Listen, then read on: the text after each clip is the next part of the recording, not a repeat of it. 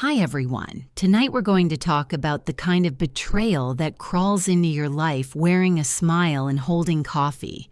You probably won't survive this kind of story if you're not paying attention, because the moment you stop watching, someone might just decide it's your last cup. So before you get comfortable, take a moment to like the video and subscribe, but only if you really like what I do here. And while you're at it, let me know in the comments where you're watching from and what time it is. I love seeing how far these stories travel. Now, turn off the lights, maybe turn on the fan for some soothing noise, and let's get started tonight. My daughter-in-law walked into my kitchen like she always did, like she owned it, really. Her grin beamed so brightly you'd think she was handing me an Oscar, not 2 cups of suspiciously steaming coffee. "I made you something special today," she said. That voice dipped in so much sweetness it could rot your teeth. Patricia, always so practiced. Her tone reminded me of artificial sweetener, technically harmless but somehow still unsettling. The kind of sweetness that covers something bitter. Now here's the thing. When you've spent over 3 decades as a prosecutor, something inside you rewires. You stop taking things at face value. You smell lies like a bloodhound. You feel when something's off. And that coffee reeked of trouble. Not in a burn-your-nose way. No. It was chemical, sharp, like cleaner poured into syrup. Not deadly on its own, but definitely not from Starbucks either. When she turned around to fetch some cream from the fridge, humming like someone in a shampoo commercial, I acted. Quietly, instinctively. I swapped the mugs. Thank God they were both plain white. Subtlety was never my strong suit. I once cross-examined a mob boss in flaming red heels just because it made me feel taller. She turned back, picked up her cup, now mine, and settled across from me like it was just another sunny morning. "Drink up while it's hot," she said with that catalog-perfect smile, the kind you'd find in a wedding photo right before one of the spouses empties the joint bank account and vanishes to Belize. Michael sat in the living room, buried behind the Sunday paper like he had every weekend since marrying her. 3 months of marriage after 6 months of whirlwind romance. That alone should have raised a red flag, but love makes fools out of smart men. Or maybe greed just wears prettier makeup. We chatted about the weather, Michael's job, the overpriced tomatoes at the market, all while I pretended to sip my coffee and kept one eye on Patricia. Her first real sip came 10 minutes in. The moment it touched her tongue, her face twitched. A flinch. Barely there. But I saw it. She set the cup down. Didn't say a word. Interesting. See, most people complain when coffee tastes like battery acid. But she said nothing. Just smiled, rubbed her hands together like a polite robot, and changed the subject. 20 minutes later, the first cough hit her. Not a polite throat clear. Nope. This was a deep, hacking, body-shaking cough. The kind that pulls your lungs up to say hello. She grabbed the table, gasping, "Something's wrong." That got Michael's attention. He flew in from the other room, the newspaper falling to the floor like forgotten confetti. "Patricia, are you okay?" She clung to him, her voice rasping between fits. "Take me to the hospital, please. Something's really wrong." The rash came next, angry red welts crawling up her neck, like her skin had suddenly decided to rebel. We rushed her to the hospital. Michael drove.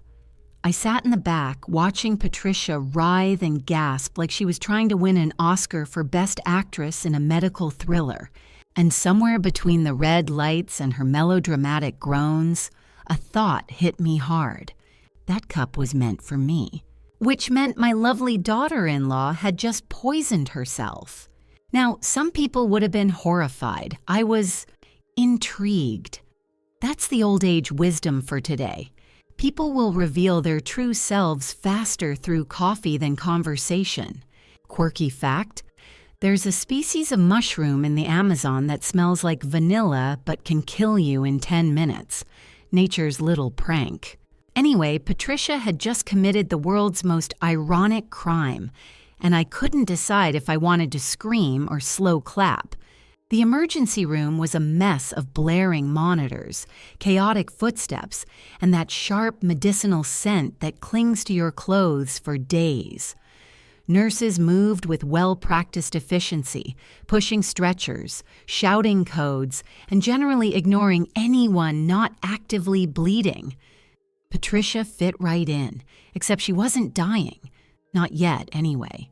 She collapsed dramatically in a wheelchair, eyes fluttering like a damsel in distress, and groaned something about burning throats and not being able to breathe. "Help me," she whispered, reaching toward the ceiling like she was trying to catch an Oscar instead of oxygen. Doctors swarmed her like bees to sugar, and Michael looked like he was going to faint. "Mom!" He turned to me, wide-eyed and shaky. "I'm going back to our place to grab her things. Pajamas, toothbrush. You know, she might be staying here overnight." I nodded. "Of course, sweetheart." He kissed Patricia's forehead with the kind of exaggerated tenderness I'd seen in soap operas. Then he vanished, conveniently, just as things were about to get interesting. I stayed behind, seated in a stiff waiting room chair next to a plant so fake it should have come with a warning label. The magazines were older than my last jury trial. I stared at a cover story about Prince Harry like it held secrets. All the while, I turned over the scene in my head. Patricia choking on what was supposed to be my coffee. Now, I've been wrong before. I once thought shoulder pads would never go out of style, but I've never been wrong about this feeling. The gut-deep certainty that someone's trying to hurt you. And I was right again. This had been a hit job in ceramic mugs. 20 minutes later, a nurse popped into the waiting room. "Mrs. Wilson?" "Yes." "Dr. Rodriguez would like a word with you." "Great, because nothing says relaxing Sunday like a doctor with a grim face." I followed her through a maze of beige hallways and motivational posters about kindness and hand washing. Dr. Rodriguez was waiting near the curtained-off treatment area, arms folded and jaw set. "We found traces of a toxic compound in your daughter-in-law's blood," he said. "This appears to be deliberate poisoning." Deliberate. That word dropped like an anchor. Before I could respond, Patricia's voice cut through the curtain, loud and trembling. "She poisoned me!" she wailed. The curtain whipped aside, and there she was, alive, alert, and full of accusations. Her finger jabbed toward me like she was casting a spell. Eleanor made me drink that coffee. I didn't know. I thought it was safe. For a woman who couldn't breathe 10 minutes ago, she had an impressive lung capacity. Let me give you today's academic debate phrase: intent versus perception in criminal action. Because right now, what mattered wasn't what actually happened, it was what people thought happened. And apparently, I was starring in a Lifetime special titled Mother-in-Law from Hell. Enter the police. Because when someone yells poisoned in a hospital, they don't send in a social worker. Detective Martinez took our statements separately, clipboard in hand and eyebrows like swords. I told the truth about the switch, about the strange smell, about my instincts. What I didn't say was how grimly satisfying it had been to see Patricia hoisted by her own petard. That wouldn't exactly play well on the evening news. "Mrs. Wilson," he said, pen paused, "if you suspected the coffee was dangerous, why didn't you just refuse it?" Fair question. Reasonable question. Also, a trap. I wasn't completely sure, I replied. Just a feeling, a scent. Years of experience. Right. He didn't say he believed me. He didn't have to. His silence said enough. Michael returned around then, conveniently missing the fireworks, but just in time for the ashes. When questioned, he didn't defend me. My mom's been acting strange lately, he said. I don't think she'd hurt anyone. But, the but. The eternal betrayal packed into 3 letters. He didn't meet my eyes. And in that moment, I felt something I hadn't felt since the Jackson trial in '97 when my star witness turned on me. A flash of heat, then hollow. Michael, my son, was hedging his bets, like I was some liability he needed to manage. Here's your old age wisdom for this chapter. The people who say, I believe you, only when it's convenient, never believed you in the first place. And here's a quirky aside to lighten the mood. You know there's a museum in Sweden dedicated entirely to failure? Real products that bombed, like a frozen beef lasagna for cats. True story. I may donate my coffee cup to them next. Anyway, Detective Martinez returned that evening. Mrs. Wilson, he said, voice polite as a tax collector. We need to verify some things at your residence. Verify, such a nice word for search your home like raccoons in a dumpster. I followed them back, my heels clicking like a metronome of dread. They went through everything, kitchen drawers, closets, the laundry room, for reasons I still don't understand. Maybe they thought I poisoned detergent too. 20 minutes later, a young officer called out from the bathroom. Got something. He held up a small, clear bottle. It looked innocent enough, the kind of thing that might hold nail polish remover or cyanide. Alongside it, a handwritten list with Patricia's name, dosages, and what appeared to be a receipt for chemical supplies. Handwriting that looked suspiciously like mine. How convenient. How perfectly convenient. I've never seen that before, I said, stunned, but I could see it on their faces. That moment when someone decides you're guilty and everything you say from then on is just noise. Ma'am, Detective Martinez said, trying to be gentle and failing, we'll be back with a warrant. We need to seize your devices and conduct a full forensic sweep. They left a patrol car outside. For your safety, they said. But I knew the truth. I was no longer the concerned mother-in-law. I stood at my kitchen window, peering through the curtain like a nosy neighbor in a suburban sitcom. Except this time, I was the one under surveillance. The patrol car parked out front wasn't fooling anyone, not with the officer inside pretending to read a newspaper like it was 1987 and smartphones didn't exist. I swear he turned the page every 2 minutes on the dot. I'd seen mannequins show more engagement. The sun had dipped below the horizon, casting the street in a soft orange haze. It should have been peaceful. Instead, my house felt like a crime scene, and apparently, I was the criminal. The funny part? If I had just drunk the coffee like a normal person, I'd probably be dead and hailed as a victim of a tragic poisoning. But because I survived, now I was the villain. Welcome to the American justice system, where irony files its taxes early. Inside, I paced. For 30 years, I had helped build cases. I knew the smell of a setup when I was standing in one, and this reeked worse than Patricia's cup of special coffee. The bottle, the list, the receipt. None of that had been there before.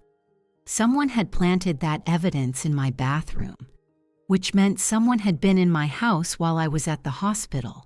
And I had a very short list of people who had the keys, the access, and the nerve.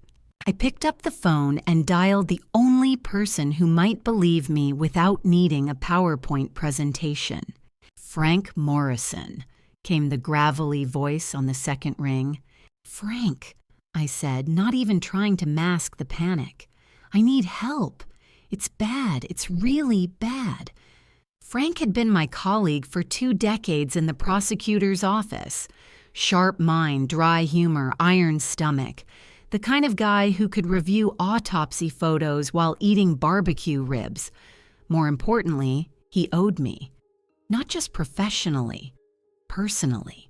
There had been that one weekend conference in Denver, that one defense attorney and the bottle of whiskey that disappeared with them. I'd covered for him. We never spoke of it again. But favors like that don't expire. "You know, I'd never poison anyone," I continued. "Not with that sloppy technique." "I know," he said, no hesitation. "Tell me everything." So I did. I recapped it all. The coffee switch, Patricia's performance, the hospital dramatics, and the miraculously discovered evidence in my bathroom. The handwriting that looked like mine. The way Michael hadn't quite defended me. Frank listened like only old lawyers do, without interrupting and without judgment. After a pause, he exhaled. "You're not going to like this," he said. "But I just confirmed through my contacts. They're issuing an arrest warrant first thing tomorrow morning." My stomach clenched. "Then I need to go," I said, more to myself than him. "They're watching your house." "I know. I've watched 100 stakeouts, Frank. Half those guys couldn't find their own belt loops in the dark." There was silence on the other end, the kind that meant he was deciding whether to argue or help me escape. Finally, he said, "Go out the back. Use the garden path. Come to my place. We'll figure this out." I didn't waste a second. By now, the stars were poking through the sky like pinholes in black velvet. I packed fast. Passport, birth certificate, cash from the emergency stash I kept in an old cookie tin labeled almond flour.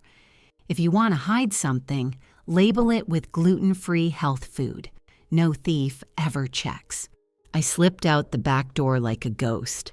The patrol car stayed glued to the front, the officer still flipping pages like he was pretending to enjoy Reader's Digest. The garden path led to an alley. From there, I walked 4 blocks to a rental car I'd stashed after a quick online booking. Lawyers always think 3 steps ahead, especially when we've seen the inside of enough jail cells to know which toilet seats are broken. Here's today's old age wisdom. If you're ever on the run, bring cash, a burner phone, and your dignity. But don't count on keeping all 3. Random, quirky fact to break the tension. In ancient Greece, running away from a crime scene barefoot was considered proof of guilt, which makes sense. No one flees in stilettos for fun. Anyway, my escape route was a cobbled-together mess of train stations, rental cars, and old instincts. I switched transport 3 times, drove north, doubled back west, changed outfits at a highway rest stop, and tossed my old phone in a dumpster behind a Panda Express. When I finally knocked on Frank's door, it was nearly midnight. He opened it wearing a bathrobe and holding a coffee mug that said, "Retired, not expired." "Well," he said, "you look like hell. And you look like you've aged since I called." He smirked, stepping aside. "Welcome to the underground." Frank's guest room smelled like cedar and distant guilt. I collapsed into the bed, shoes still on, and stared at the ceiling. I'd prosecuted gang leaders, embezzlers, even a dentist who'd performed root canals without anesthesia just to bill higher insurance. But none of them had left me this shaken, because this wasn't a criminal. This was my family. The next morning, I woke to the smell of coffee, actual coffee. Frank slid a mug toward me and raised an eyebrow. "Relax, I used beans, not bleach." We sipped in silence. Then he leaned forward. "We need to figure out who Patricia really is." I nodded, because I didn't believe in fairy tales, and the one where my daughter-in-law was just a misunderstood nurse with a knack for dramatic coughing? Yeah, that one was garbage. Time to start building our own case. Frank's dining room became our war room. The table was strewn with notepads, laptops, a half-eaten croissant, and 3 pens that didn't work. But we kept them anyway, like they were part of some sacred ritual. Old habits from trial days die hard. We began with the obvious: Patricia's name, birth date, and supposed career. Nurse, she'd said, from California. Loved lavender candles and yoga. Very zen, very curated. Too curated. Frank leaned over his laptop and started digging. Let's see if our girl has any licenses registered with the National Nursing Database. 5 minutes later, he looked up. Nothing. No license under Patricia Peterson. Not in California, not in any state. Well, I said, sipping my coffee, either she's the only nurse in history to never work a shift, or that name's fake. My gut said both. We ran facial recognition on old wedding photos from Michael's Facebook. Frank had software, of course. He taught a class once on digital forensics. The man might be retired, but his computer was smarter than most humans I knew. After some cross-referencing and honestly dumb luck, we got a hit. Victoria Blackwood, Phoenix, Arizona. Married to Harold Blackwood. Widower, 72 years old, retired accountant with a sizable retirement fund. Dead 8 months after their wedding. Cause of death, food poisoning. Charming, I muttered, her signature dish. Frank printed out the photo. Same woman, same glossy hair, same perfect teeth, and those eyes, flat, unblinking, shark-like. I'd mistaken them for serenity. We ran more searches. Another name popped up. Sarah Mills, Denver. Married to Robert Mills, 68. Dead 4 months into their marriage. Heart attack in his sleep. No autopsy requested. This woman didn't just marry for love. She married for exit strategies. Frank leaned back in his chair, arms folded. This isn't just identity fraud. This is systematic. It's murder for money, and she's been perfecting it. I stared at the files. 2 dead husbands. Fake names. A pattern clear enough to draw with crayons. And now me. Except I hadn't died on schedule. I interrupted her formula, I said slowly. She's done this before, but I wasn't supposed to live, and when I did, she had to pivot. Fast. Frank nodded, hence the bathroom plant job. It hit me then, like a courtroom epiphany. She couldn't have planted it. She was in the hospital. Frank blinked. Right. She was in a bed surrounded by machines, doctors, nurses. Even she can't multitask a poisoning and a frame job from an ER. Which means, Frank trailed off.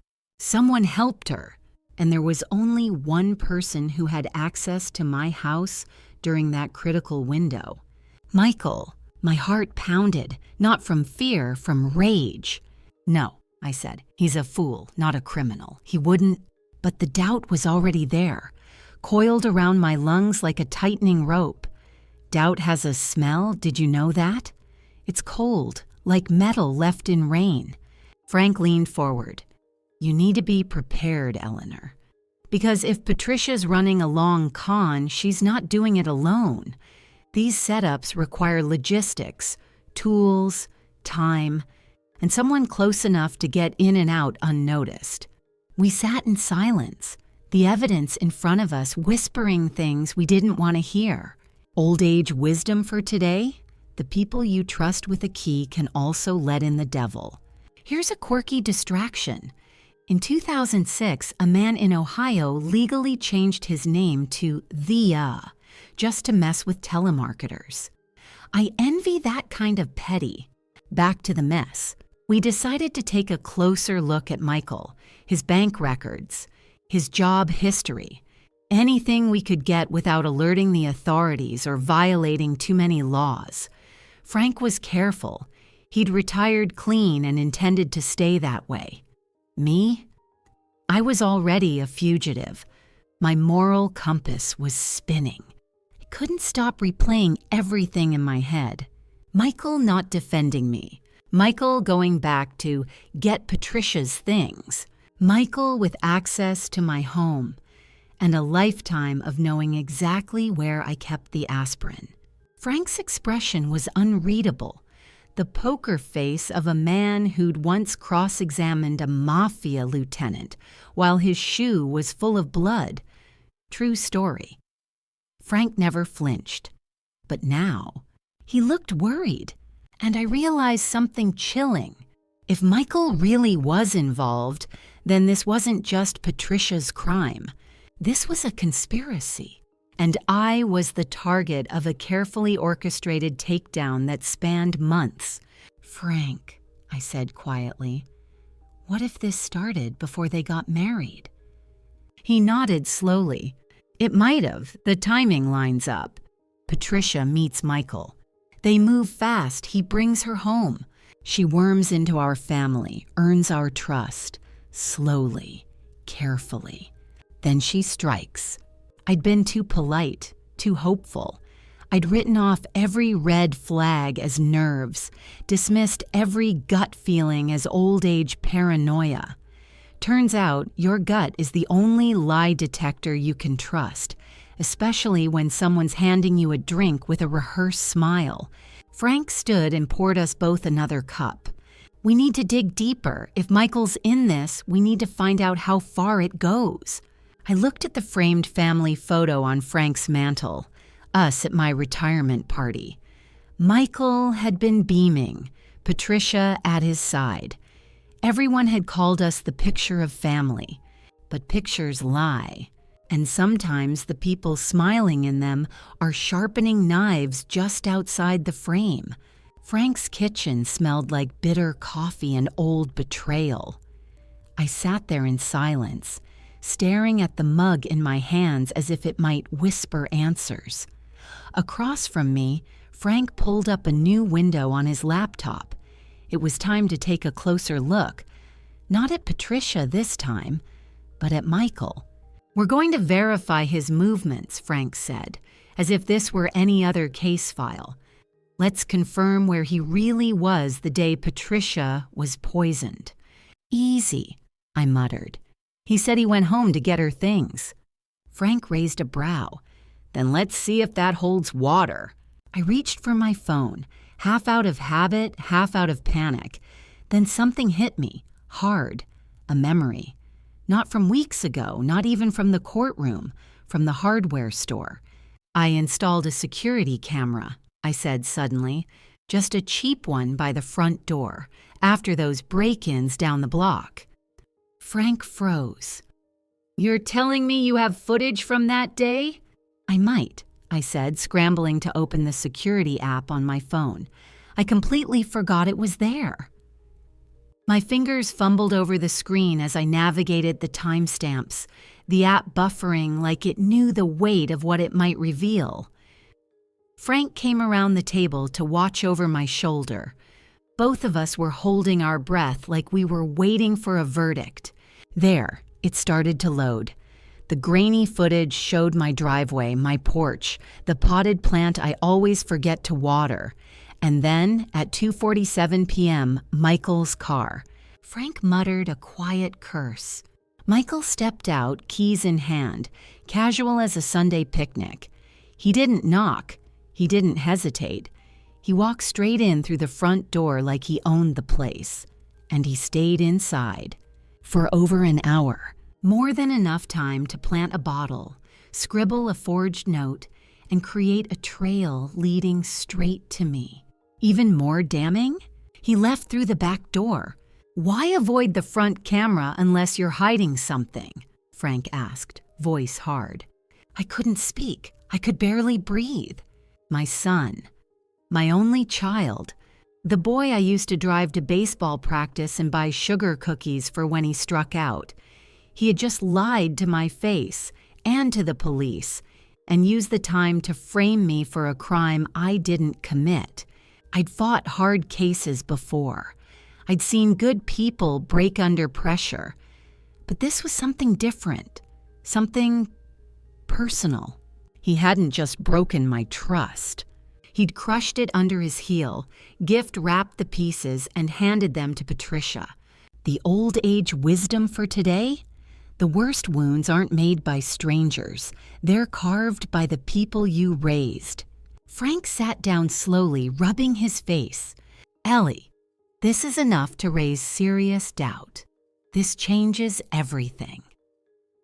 No, I said, my voice flat. This proves everything. And yet it wasn't enough. Not legally, circumstantial. That's what they'd call it. A jury could interpret it a dozen different ways. We needed more. Something indisputable. Something loud. That's when I had the idea. If he lied once, I said, he'll lie again.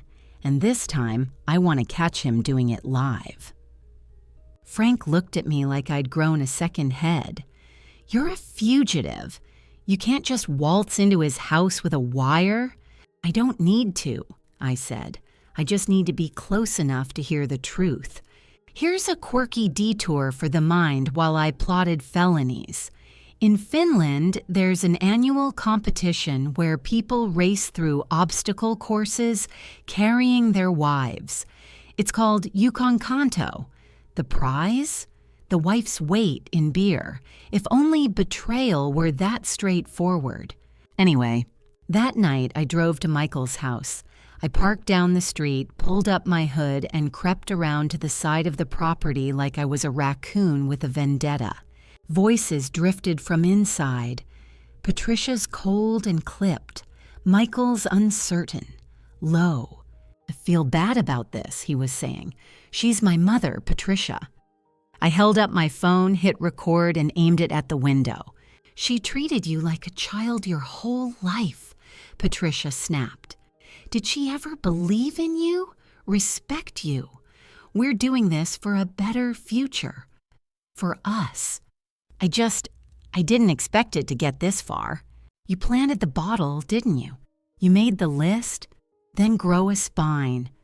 $7 million and freedom are on the other side of this. Or do you want to keep being mommy's little failure forever? I gritted my teeth so hard I thought they might crack. I'd spent my life fighting monsters in court, and now I was being hunted by one in my own family tree. Michael sighed. You're right. Of course she was. Manipulators usually are, at least until they trip on their own ego. Then it happened. Patricia paused mid-rant.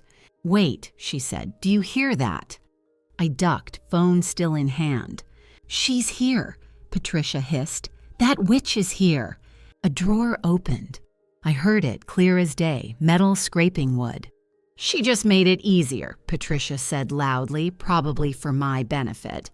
Now I can claim self-defense when I have to shoot her. Oh, she had a gun.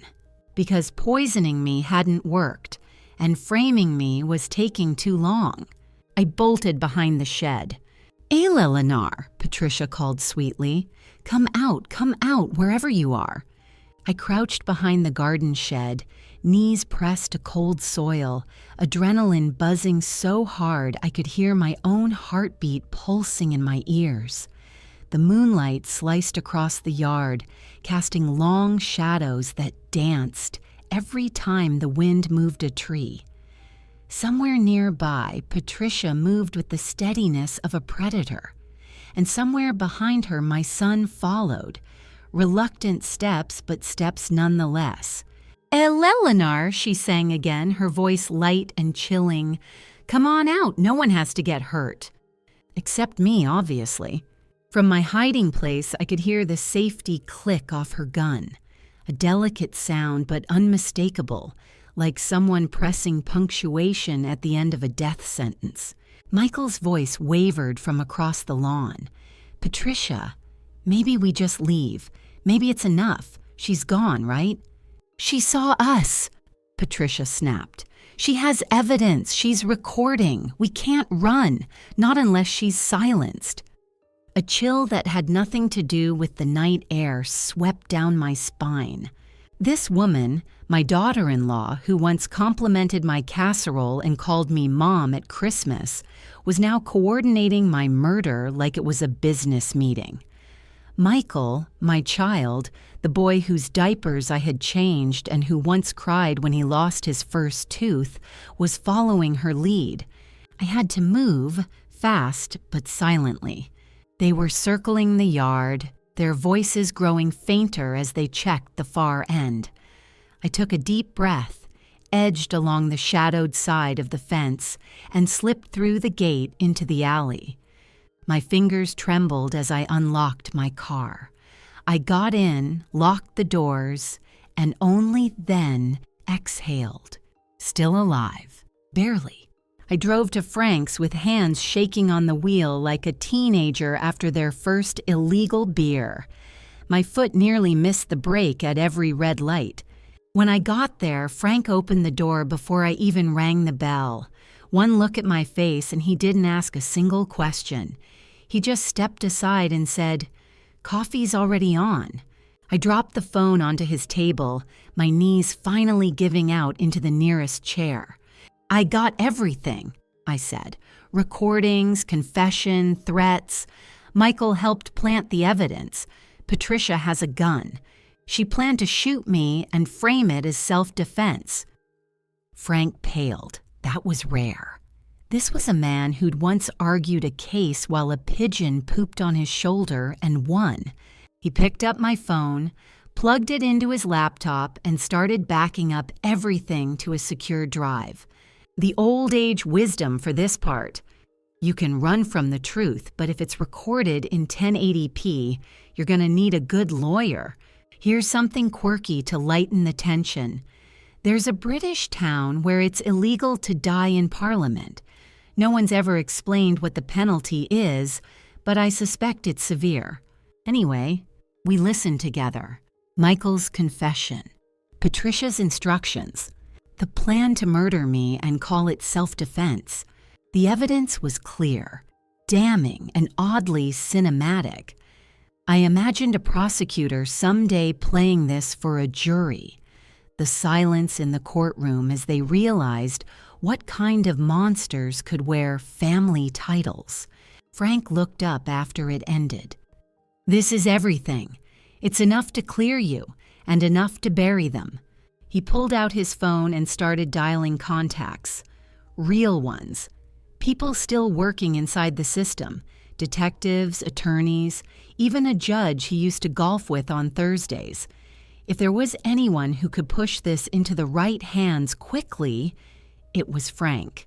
Within the hour, we were at the state police headquarters. Frank's reputation got us in. My evidence got us heard. I walked into the building a fugitive, and for the first time in weeks, walked out as someone believed. Detective Captain Rodriguez, no relation to the doctor, looked over the recordings and the security footage with a face that got grimmer by the second. "This completely changes the investigation," he said finally, setting down the tablet.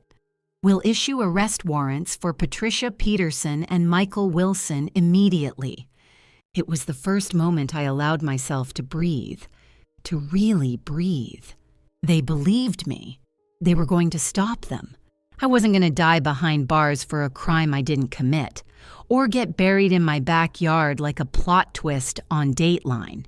"There's more," I said, placing Frank's manila folder on the table. Rodriguez opened it. Photographs, identity records, marriage licenses, obituaries. "She's not Patricia Peterson," I said. "She's also Victoria Blackwood and Sarah Mills. She's a serial predator who marries older men and inherits everything when they accidentally die." Rodriguez raised his brows. "How many victims?" "2 confirmed," Frank answered. "Maybe more. She's slippery." "Not for long." By the time the sun rose, 2 SWAT teams were dispatched, one to Michael's house and one to Patricia's last known address. I waited in the lobby with Frank, trying not to shake as the hours crawled by. Then came the update.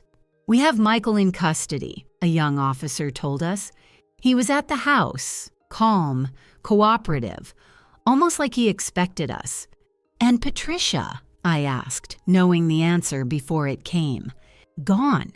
Her trail was already cold. Fake IDs, burner phones, prepaid credit cards.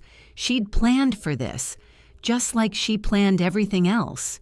But she'd made one mistake. She underestimated me. And now, with the system finally on my side again, we were going to hunt her down. Patricia was gone. Vanished like a puff of smoke in a courtroom lie. By the time officers reached the house, it looked like she'd never lived there. No clothes in the closet, no fingerprints on surfaces, no travel bags by the door. It was like the house had been scrubbed clean, not of dust, but of existence. She was a ghost, and we had no seance to call her back. The detectives set up a manhunt. Her photo was entered into national databases under all 3 names: Patricia Peterson, Victoria Blackwood, Sarah Mills. Airports, bus stations, train depots, everyone was watching. But I knew Patricia better than that now. She wouldn't run to the obvious places. She'd already have her next identity printed and laminated. Still, the recordings were ironclad, and Michael, well, he didn't exactly have her skill set when it came to disappearing. Michael was arrested without incident. In fact, the report said he'd been seated calmly on the couch. When they told him why they were there, he said nothing. No denial, no anger. Just sat there, staring ahead as if he'd finally figured out the cost of trying to win love with betrayal. I was allowed to listen to his initial interview. Frank pulled strings. "You're aware your mother is alive?" the officer asked. Michael nodded. "You're aware she's provided video and audio evidence of both your involvement and Patricia's?" Another nod. "Do you deny planting the bottle and the note in her home?" Michael swallowed hard. No. No justification. No excuse. No dramatic monologue. Just the single-word answer of a man who realized the hole he'd dug was now his permanent residence. What broke me wasn't his guilt. It was how flat his voice was.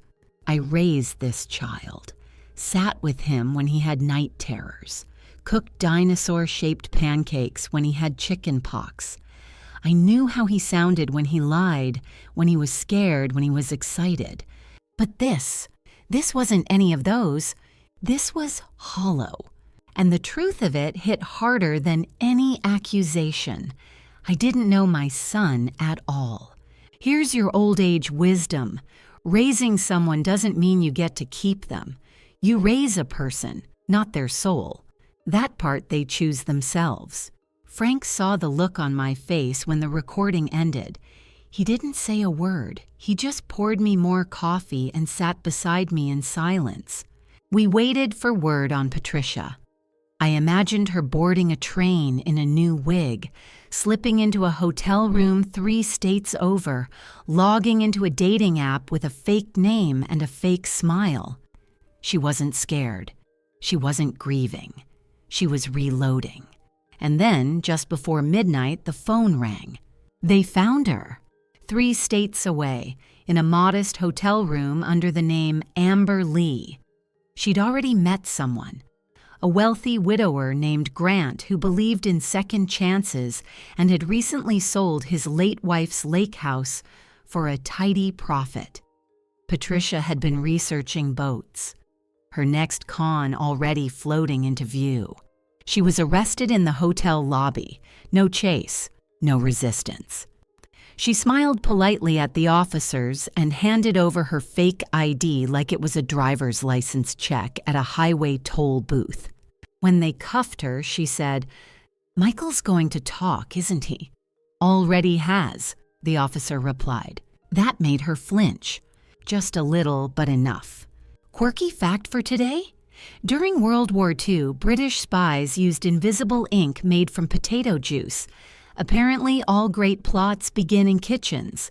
Anyway, back at the station, Patricia was booked, fingerprinted, and placed in holding next to Michael. Their reunion was not heartwarming. "You lied," Michael shouted when he saw her. "You said we'd be together. You promised." Patricia stared at him through the bars with the cold detachment of a surgeon prepping for surgery. "Oh, Michael," she said, voice dry as dust. "You sweet, stupid boy. Did you really think this was about love?" He collapsed onto the bench. I watched all this from the hallway monitor, a safe distance away. I didn't need to see more. The illusion was dead. My son, the man I thought I'd raised to know right from wrong, hadn't just failed me. He joined a woman who tried to end me.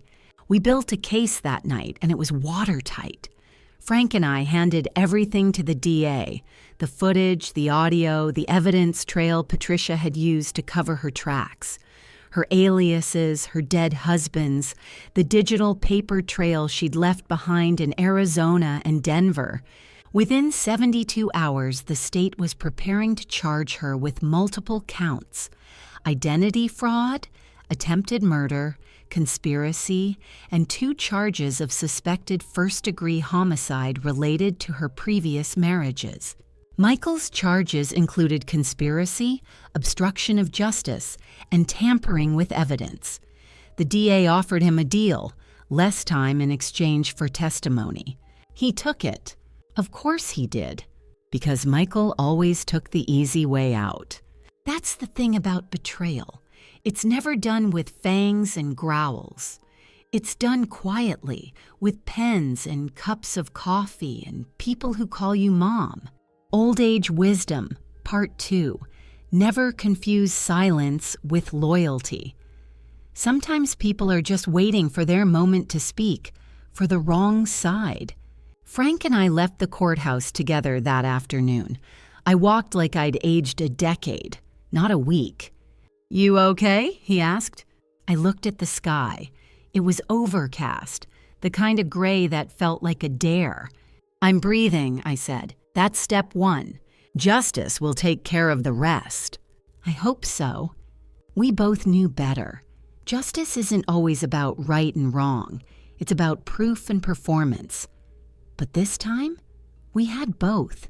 And Patricia, Victoria, Sarah, whatever she called herself, would never harm another family again.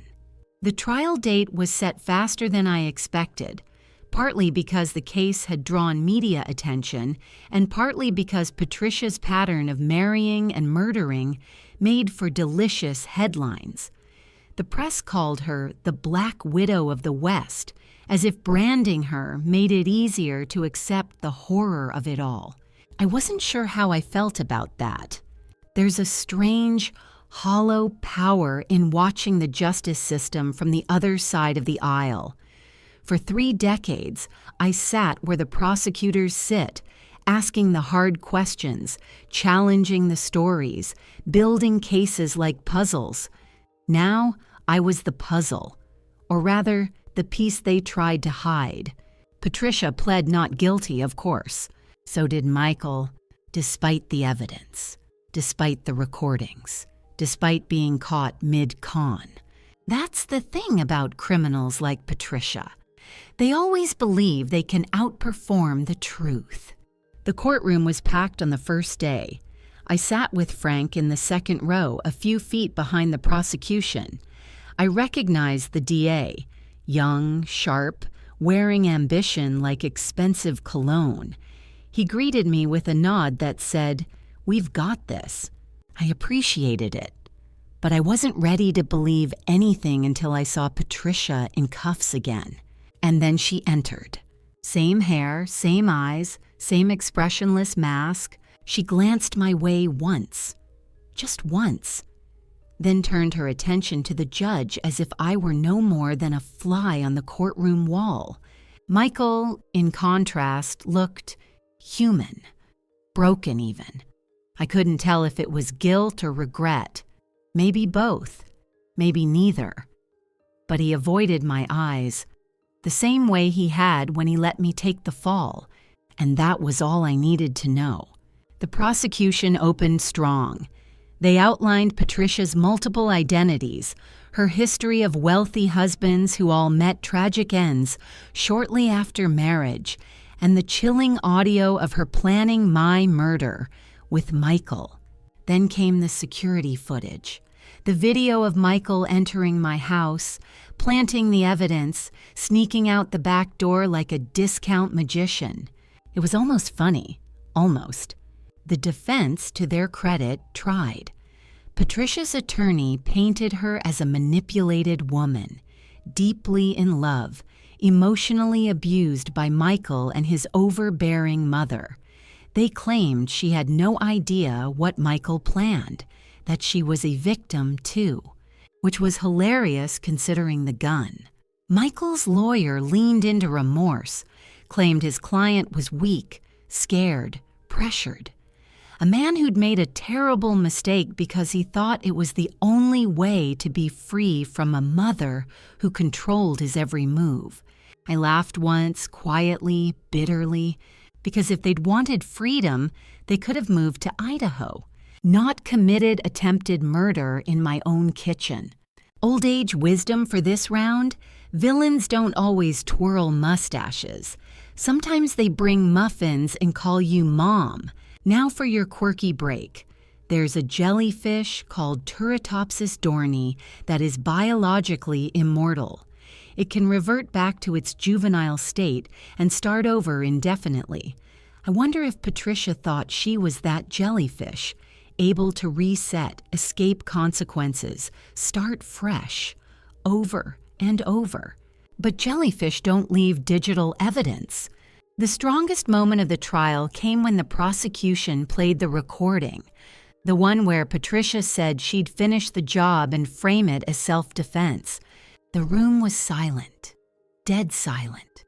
You could hear the bailiff's stomach growl, and when Patricia's voice rang out across the speakers, cold and calculated, even the jurors leaned back in their chairs. Game, set, match. Michael took the stand the next day. He confirmed everything: the poisoning plan, the planted evidence, Patricia's manipulation. But he also claimed she was the mastermind, that she seduced him, used his insecurities like stepping stones, and pushed him into betrayal with promises of money, love, and validation. He cried. Real tears, maybe, but crocodile or not, they didn't move me. I watched him closely, listened for the boy I used to know, the one who asked me if I thought the stars were just holes in God's ceiling, the one who used to draw me little pictures of spaceships and dragons and say I was his hero. He was gone. That boy died somewhere between insecurity and greed. The closing arguments were brutal. The prosecution laid out the timeline, the pattern, the motive. They reminded the jury that Patricia had tried to kill me, and when that failed, she tried to frame me, and when that failed, she tried to hunt me. 3 acts of evil in one. The defense tried their best, but it was like throwing a bucket of water at a wildfire. The damage was done. The jury deliberated for a day and a half. When they returned, the verdicts came fast. Patricia, guilty on all counts. Michael, guilty of conspiracy and evidence tampering. The courtroom was still. The kind of still that weighs on your chest. I didn't cheer. I didn't cry. I just sat there, feeling something more complicated than relief. Grief, maybe. Or finality. As Patricia was let out, she turned to Michael. Next time, she said, choose a smarter partner. Michael said nothing, not even goodbye. Old age wisdom encore. Some people never learn from pain. They just pass it on. Frank and I left together again. This time walking into sunlight instead of away from it. You did it, he said. No, I replied. We did it. But it's not over yet, he reminded me. Sentencing comes next. I know, but I also knew something else. Even with justice served, some things never quite settle. Not betrayal, not memory, not the sight of your child walking past you in shackles. Sentencing day arrived like a storm you see coming but can't do a thing to stop. The sky was gray, heavy, hanging over the courthouse like it was sharing the emotional weight. I arrived early. Habit, I guess. Years in law taught me that being early means you're prepared. Being late means you're scrambling. I wasn't scrambling anymore. I was tired but prepared. The courtroom buzzed with that strange, quiet hum you only get when people are pretending not to gossip. Reporters filled the gallery again. Patricia's trial had become public spectacle. She wore the same cool expression she'd worn since the start. Hair perfect, posture perfect, soul thoroughly corrupted. Michael was brought in last. He looked smaller somehow. Not just because of the county-issued jumpsuit, but because he'd finally realized the truth. Patricia was never coming back for him, and no one else was either. The judge entered, stern as a gavel, and began with Patricia. Mrs. Peterson, he said, though we all knew that wasn't really her name. You have shown a pattern of manipulation, deception, and predatory behavior. You married men to murder them. You tried to do the same to your mother-in-law, and when you failed, you framed her, then planned to kill her again. The judge paused. You are a predator, plain and simple. This court sentences you to life in prison without the possibility of parole. No gasps, no sobs, just the sound of the gavel. Patricia didn't flinch. She didn't even blink. She just nodded once, like someone checking off a to-do list. And I swear to you, she almost smiled. Michael was next. Mr. Wilson, the judge continued, tone shifting. Your betrayal is of a different nature. You were manipulated, yes, but you are also a grown man who made deliberate choices. You planted evidence to frame your own mother. You lied to police. You assisted in what could have been a murder. Michael looked at his hands. This court sentences you to 20 years in state prison. You will be eligible for parole in 12, contingent on good behavior. I felt nothing. That scared me. No anger, no satisfaction, just emptiness. The kind you get when you realize someone you loved was never really yours to begin with. As the bailiff led Michael away, he turned. For a second, I thought he might say something. Apologize, cry, plead, something. But he just looked at me, and in that look there was everything and nothing. I didn't nod, I didn't wave, I didn't break. He had made his choices, and now he'd live with them. Old age wisdom of the day? Some goodbyes don't come with words, just silence that echoes for the rest of your life. Here's your quirky breather. In the 1800s, people believed tomato juice could cure almost anything, from indigestion to heartbreak. If that were true, I'd have bathed in it by now. The courtroom cleared out slowly. The buzz turned to whispers. Frank and I sat there, the only ones left in the second row. Well, he said after a long pause, that's it. Not really. Why not? Because now I have to live with it. He didn't argue. He just stood and offered his hand. I took it. Outside, the world kept turning. Cars moved. People crossed streets. Somewhere, someone was having their first kiss or getting their first job offer. Life doesn't pause for tragedy. It just shuffles around it. I went home. The house was still, like it had been waiting for me. The patrol car was long gone. The curtains I'd drawn during my escape still hung crooked. The coffee mugs from that Sunday sat on the top shelf, untouched but impossible to ignore. I picked them up, one in each hand. Same shape, same weight, and yet they changed everything. I placed them in a box and tucked them in the garage. That's where they'd stay. Not because I wanted to forget, but because I needed a reminder that even ordinary things can be deadly in the wrong hands. Frank called that evening. He wanted to celebrate. A quiet dinner, a toast, a moment of closure. I agreed. Not because I felt like celebrating, but because healing sometimes looks like sitting across from someone who didn't betray you. That night, over grilled salmon and too much garlic bread, we laughed about old cases, about bad dates, about the judge who once fell asleep during closing arguments and blamed it on spiritual meditation. It helped. A little, but the truth? Some scars don't fade. They just learn to stop bleeding. A week after sentencing, I found myself doing something I never thought I'd do again, sorting through Michael's childhood things. His room, or what used to be his room, still held echoes of who he once was. A bookshelf with bent comic books, dusty little trophies for most improved and participation, and a faded poster of a space shuttle peeling off the wall. I sat on the edge of the bed, the mattress squeaking in quiet protest, and stared at a photo of us from his high school graduation. He was smiling wide, his arm slung around me. I looked proud. We both did. But now that smile felt counterfeit, like everything else. I should have thrown it away. But instead, I tucked it back into the drawer.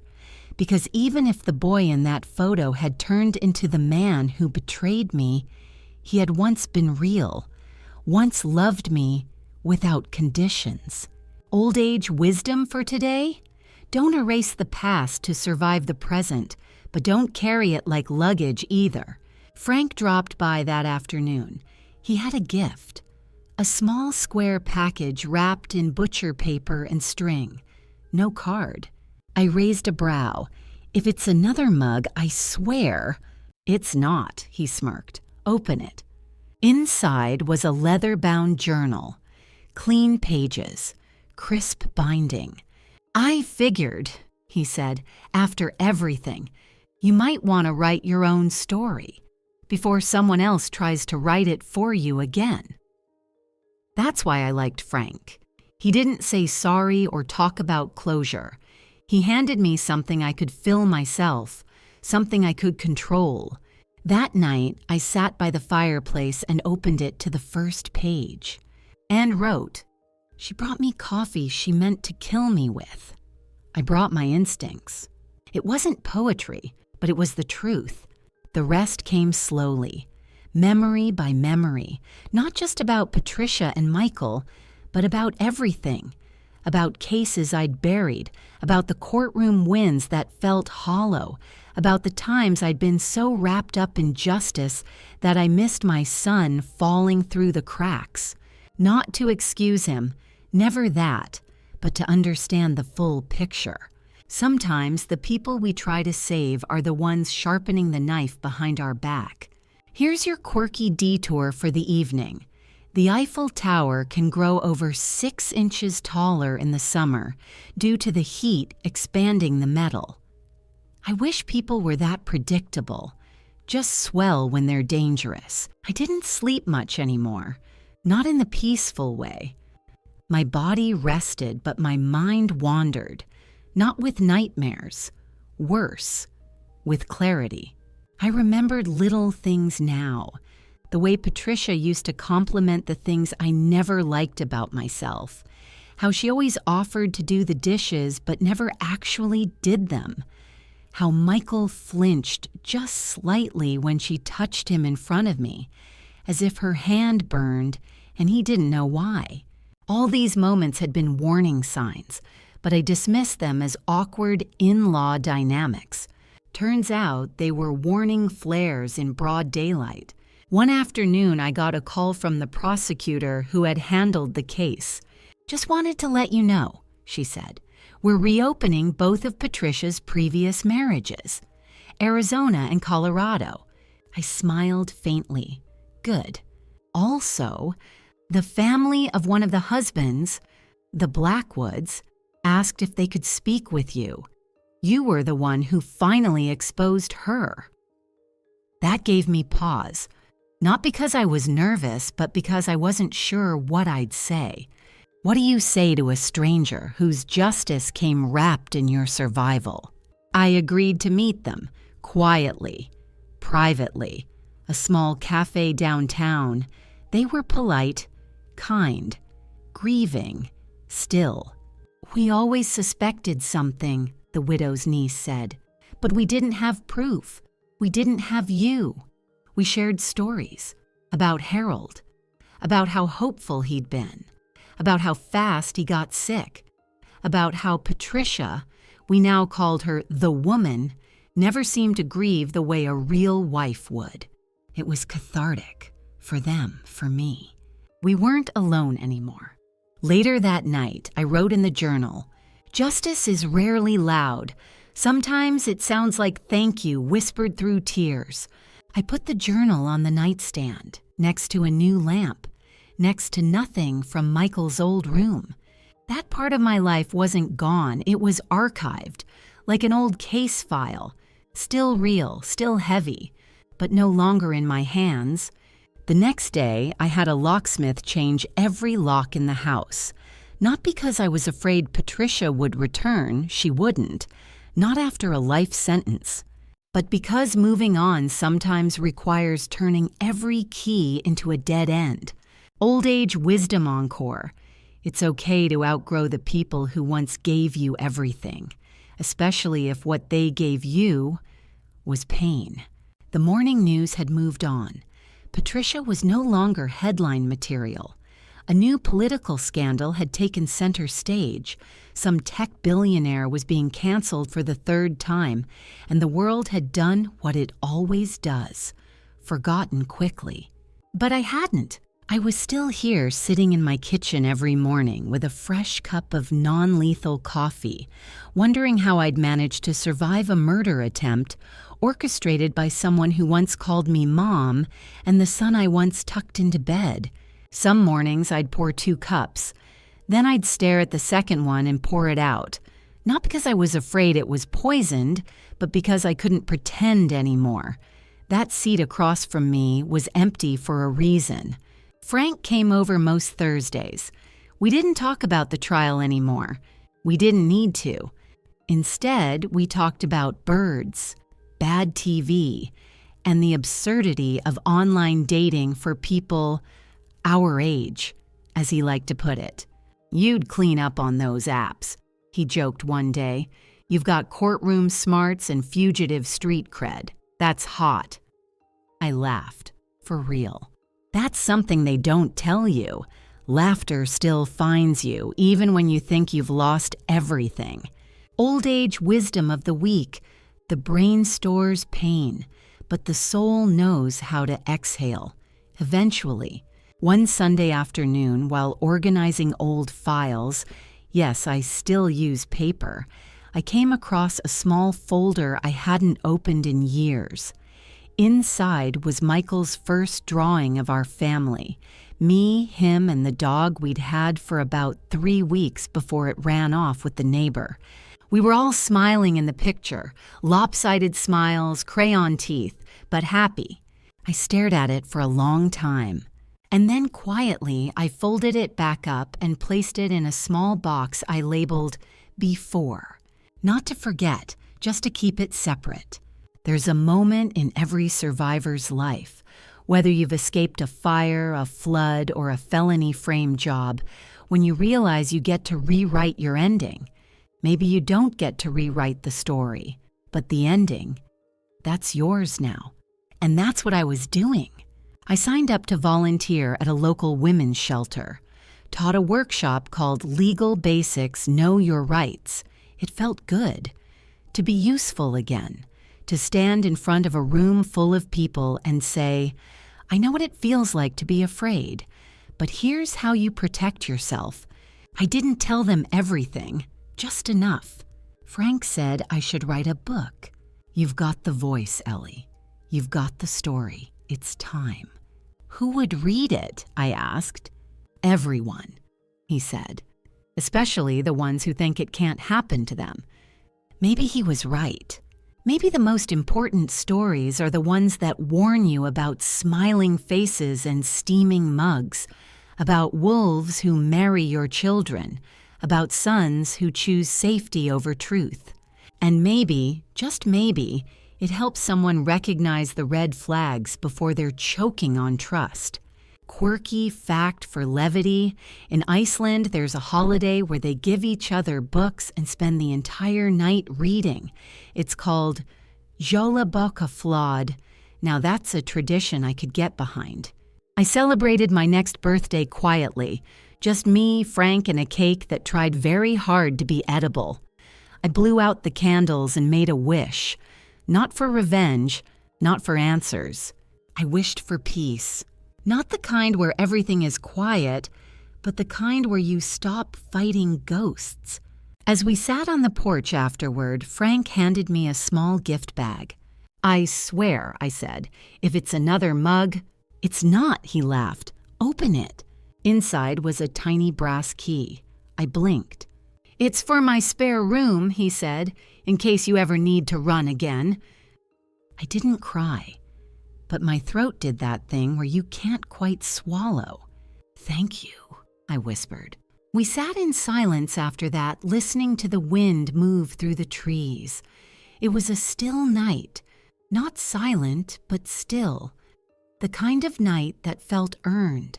That evening, I opened my journal again and wrote, I didn't just survive them. I outlived their plan. I made it through the murder, the lies, and the trial. And I still have stories left to tell. Spring came, tiptoeing in with longer days and the soft threat of allergies.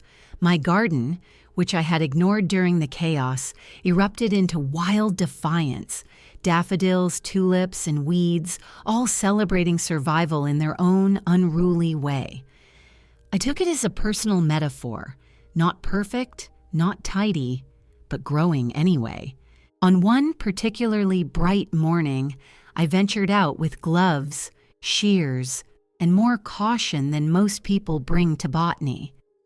The garden had always been my peace, back when I believed peace came from the things you could control. Now, I knew better. Peace comes from surrendering the things you can't. As I knelt beside the overgrown rosemary bush, I found something shiny wedged under the soil. A spoon, one of those spoons. From the set Patricia had given me after she and Michael married. It had seemed like a thoughtful gesture at the time. Brushed stainless steel, minimalist design, very modern daughter-in-law. I had used them every day, stirred tea, served pudding, trusted them. Now it was buried in the dirt like evidence trying to forget itself. I tossed it in the trash without ceremony. Sometimes symbolic closure smells like rosemary and compost. Old age wisdom for today? You can forgive what you remember, but sometimes it's better to forget what you forgave. Later that week, I got a letter from Michael. Not an email, not a call. A real letter, ink on paper. The kind people write when they know their voice won't be welcome. I didn't open it. Not immediately. I left it on the counter for 2 days. I walked by it like it was radioactive. My heart fluttered every time I passed it, but I waited. Until one quiet evening, I sat down with a cup of tea and a cautious heart and opened it. It was short. Mom, I don't expect you to forgive me. I don't even expect you to read this. I just needed you to know that I'm sorry. I was weak. I believed the wrong person. I betrayed you, and I have to live with that every single day. I remember everything. The pancakes. The courtroom claps when you won your first case. You always fought for people who couldn't fight for themselves. I should have known you'd fight for you too. I love you, even if you never speak to me again. Michael. I read it 3 times. Then I put it back in the envelope. I didn't write back. Some doors don't close with slams, they just stop opening. Frank called the next day. "Want to grab lunch?" I'm in the mood for something loud and fried. We went to a diner with sticky menus and the best onion rings this side of the state. We talked about nothing and everything. Eventually, he brought up the letter. Going to answer it? No. That's fair. We didn't need to say more. Later, as we walked back to our cars, he asked, "You ever think about moving? Starting fresh somewhere else?" I thought about it a lot. But here's the thing. The house might have bad memories, but it also had my memories. My laughter, my strength, my story. I'd already been chased out once. I wasn't doing that again. "I'm not running anymore," I said. "Good," Frank replied. "I'd miss you too much." Quirky fact for dessert. In Japan, there's a word, tsundoku, that means acquiring books and letting them pile up unread. I think trauma works the same way sometimes. You collect it, stack it in the corners of your mind, and then, one day, you start reading it. Slowly, carefully, and maybe eventually you put it back on the shelf without letting it define you. I spent the next week writing in my journal almost obsessively. The memories poured out like a flood finally given permission to escape. I wrote about every moment that mattered, good, bad, red flag, and near death. I wrote about the coffee, about Patricia's eyes, about the way betrayal feels when it comes with the last name you gave your child. And when I reached the last page, I didn't know whether to cry or exhale. I did both. I slid the journal into a drawer labeled private. Not because I was hiding it, but because it was mine. Every word, every wound, every ounce of healing. That Saturday, I taught another workshop at the shelter. A young woman with tired eyes asked me, "How do you know when to trust someone again?" I paused, then said, "You don't. You just know when you'll survive it if you're wrong." And maybe that's what life after betrayal is really about. Not rebuilding everything to be the same, but building something different, something stronger. By midsummer, the rhythm of my days had returned. Not the same as before, but steady enough to call a life. Morning walks, volunteering, journaling. Coffee that didn't come with suspicious undertones of almond extract and cyanide. I had, in some ways, become the woman people came to for comfort. Irony's favorite trick, really. Once framed for attempted murder, now casually explaining how to recognize coercive relationships over banana bread and weak office coffee. One Tuesday afternoon, a young woman named Celeste stayed behind after my legal workshop. She was maybe 24, wearing a hoodie 2 sizes too big and a gaze that refused to hold eye contact. "I think my boyfriend's checking my phone when I sleep," she said softly. I didn't react, just handed her a new phone case and showed her how to reset her password in 3 different apps. "You're not crazy," I told her. "You're careful, there's a difference." Her eyes filled, but she didn't cry, just nodded. That was enough. That night, I wrote a single sentence in my journal.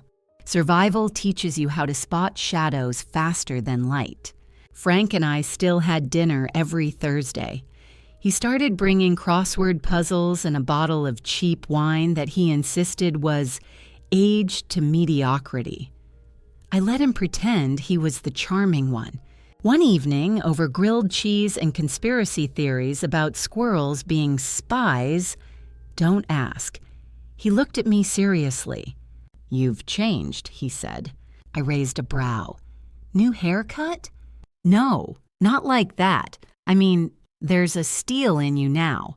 Like if Patricia walked through that door, you'd just raise one eyebrow and pour her decaf. Decaf with a side of cuffs, I said. We laughed, but it wasn't just a joke. He was right. I had changed. And not just because I knew how to spot fake IDs now or because I could smell a lie coming around the corner. I had changed because I was no longer afraid of what people thought of me. Not after surviving a public takedown and private betrayal. Old age wisdom for this round? Once you've been burned, you don't fear the flame. You study its source. Quirky detour. In the Victorian era, people used to take photos with their dead relatives. They called it mourning photography. Nothing says closure like posing with Uncle Bob propped up on a velvet chair. Anyway, I began working with a nonprofit that specialized in helping older adults navigate complex legal systems, especially when family was the enemy. Financial abuse, inheritance fraud, fraudulent guardianship claims. Sound familiar? Why are you doing this? One client asked me once. Because someone tried to end me with a coffee cup, I said. And I lived. Simple as that. It was about turning pain into purpose. I wasn't trying to be noble. I just didn't want all that suffering to go to waste. One day, the DA's office contacted me again. They were organizing a community outreach event, an educational panel on recognizing early signs of fraud, coercion, and identity crime. They asked if I'd be willing to speak. I hesitated. Public speaking used to be my comfort zone. But this time, I wasn't defending the state. I was defending my own story. Frank nudged me. You've earned that microphone. So I said yes. The event was held in the same courthouse where Patricia was sentenced. A detail I found both poetic and slightly annoying. Like the universe was winking a little too hard. The auditorium wasn't packed, but the people who showed up listened. I told them everything. How charming Patricia had been. How reasonable Michael had seemed. How the signs were all there, and I ignored them because love has a tendency to turn warning lights into mood lighting. I told them how she tried to kill me, how he helped frame me, how I ran, how I fought back, how I survived. And when I was done, I received a standing ovation, not for the story, but for the fact that I was the one telling it. That night, I opened my journal and wrote, "The only thing stronger than fear is the moment you stop giving it your seat at the table." Back at home, I stared out the kitchen window. Same view as always. Same trees, same sidewalk, same wind chimes that hadn't worked right since 2009. But I wasn't the same woman who once stood there wondering if she'd be arrested before dinner. That woman was gone. In her place stood someone who had been hunted and hunted back. Someone who had been framed and then rewrote the frame. Someone who had once been reduced to a mug of poisoned coffee and was now being poured into someone else's hope. And I realized something surprising. I wasn't angry anymore. Not at Michael, not at Patricia, not even at myself. I was something else. Free. Autumn arrived, crisp and unapologetic. The air shifted, the kind of change you can feel in your joints before your calendar. Leaves surrendered their grip on the branches one by one, a slow, honest confession to gravity. I started walking early each morning, before the sun fully committed to rising. There's something sacred about that hour, when the world still belongs to people who whisper and breathe instead of honk and shout. Sometimes I'd see the same jogger pass me, headphones in, oblivious to the former fugitive in track shoes smiling politely from the sidewalk. Other times, I walked alone, but always, I thought, about endings, about beginnings, and about how sometimes they're the same thing, One morning, I found myself in front of Michael's old school. I didn't plan to go there, it just happened. Like muscle memory pulling me down familiar streets. I stood outside the fence and watched a group of second graders chasing each other around a soccer ball like puppies. Laughter echoing, squeals sharp and sincere, pure joy, no secrets. A little boy tripped and face-planted into the grass. A teacher rushed over, checked his nose, gave him a high five, and sent him laughing back into the game. I don't know why that moment broke me, but it did. I walked away with tears I didn't see coming. Not for Patricia, not even for Michael, for the version of me who once stood at that same fence cheering for her son, believing that love was enough. It's not. Old age wisdom for this crisp October morning? Love isn't proof of character, behavior is. And behavior leaves footprints. Quirky break to breathe. There's a Swedish word, lagom, that means not too much, not too little, just right. It's not about balance, it's about sufficiency. I think healing is like that too. You don't have to be perfectly fine, you just have to be enough for today. That afternoon, I received another letter. This one wasn't from Michael. It was from a journalist, a true crime writer specifically. She'd followed the trial, done her research, and wanted to write a book about the case, about me. We don't often hear from the survivor, she wrote, especially not the ones who were almost erased. She asked if I'd be open to an interview, said it could help others, said it could bring closure. That word again, closure. As if lives snap shut like briefcases and traumas wrap up with tidy bows. Still, I considered it, long and hard. And finally, I agreed. The journalist, Anna, arrived on a Sunday. Young, smart, and deeply respectful. She didn't poke or prod, just let me lead. We sat in the living room, her recorder quietly humming between us, and I told her everything. Not just the highlights, the fear, the doubt, the shame of not seeing it coming. How did you not know? She asked gently. I did know, I said. I just didn't want to know, that's the difference. I told her about the coffee, about switching the mugs, about watching Patricia choke on her own plot and realizing the target had always been me. And then I told her about Michael. I spared her no softness. He chose her, I said. And when that fell apart, he chose silence. We talked for hours, days even.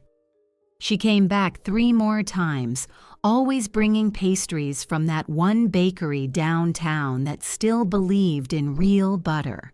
One day, as she packed up, Anna asked, "If you could say one last thing to them, what would it be?" I thought for a long moment. Then I said, "I already did. I lived." That night, I wrote in my journal, "Survival is not a chapter, it's an epilogue." A reminder that the end of their story doesn't mean the end of yours. Weeks later, Anna sent me a draft of the book's prologue. It was beautiful, poetic even. But there was one line that made me pause. She had written, "Eleanor Wilson was almost erased by people she trusted the most." Almost, but not quite. I picked up the pen and edited it. Eleanor Wilson was targeted by people she trusted, but she exposed them, survived them, and turned their plan into her origin story. I emailed it back with no commentary. She accepted it without question. And that, in itself, felt like a kind of justice. Winter came with soft defiance, less snow than expected, but more quiet. The kind of quiet that doesn't demand attention, just settles around your shoulders like an old shawl. I'd always loved winter for its honesty. It doesn't try to be anything else. It just is. Cold, stark, stripped of pretense. On the first snow-dusted morning, I received a small box in the mail. No return address, no markings but my name, handwritten in a script I didn't recognize. For a moment, my body froze in that old, familiar tension, half expecting it to explode or contain something vile or reopen wounds I'd barely scabbed over. But when I opened it, I found something else entirely. Inside, a necklace. Simple, delicate. Gold chain, small pendant, a tiny coffee mug, ceramic with a crack down the side, and a note, 6 words, typewritten. You outlive the cup. A friend. I didn't know who sent it. And I didn't need to. Some gestures don't require names, just timing. I hung it by the window, not around my neck. I wasn't sentimental in that way. But there in the light, it caught the sun just enough to wink at me in the mornings. Frank noticed it later that week. New shrine? A reminder, I said. He nodded, understanding without asking. We'd both learned that some truths don't need to be spoken out loud to be real. That weekend, I returned to the courthouse, not for another hearing, but to speak at a local high school law seminar. Young minds, fresh idealism. I admired it, respected it, even envied it, a little. They asked me about justice. I told them it's messy. They asked about forgiveness. I told them it's optional. They asked if I'd ever trust anyone again. I said, trust is earned, survival is learned, both are slow. And they nodded, scribbling in their notebooks, not knowing that each line I gave them came from something I had paid dearly to understand. Afterward, one student lingered, dark hair, nervous smile. My mom said she knew you, he said. You helped her once, at the shelter. Tell her I said hi. I will, he grinned. She's doing better now, a lot better. That was enough for me. Old age wisdom, one last time. Some legacies don't need buildings or names. They live in the echoes of the people you helped stand again. That night, I sat on the porch, wrapped in a blanket older than half the neighbors on my street, and listened to the wind rattle the bare branches. I didn't journal. I didn't plan. I just sat, and for the first time in a long time, my thoughts weren't haunted. They were still. Frank joined me with 2 mugs, decaf this time, for real. No ghosts tonight? He asked. Just wind and stories. He raised his mug. To both. I clinked mine against his. To both. And that was it. No dramatic ending. No final twist. Just 2 people, 2 mugs, 2 lives stitched back together in quiet, imperfect ways. I'd lost my son, but I hadn't lost myself. I'd been betrayed, but I'd also been believed. I'd been hunted, but I'd also won. And above all, I'd written the final chapter, my way, because sometimes the most powerful revenge is peace.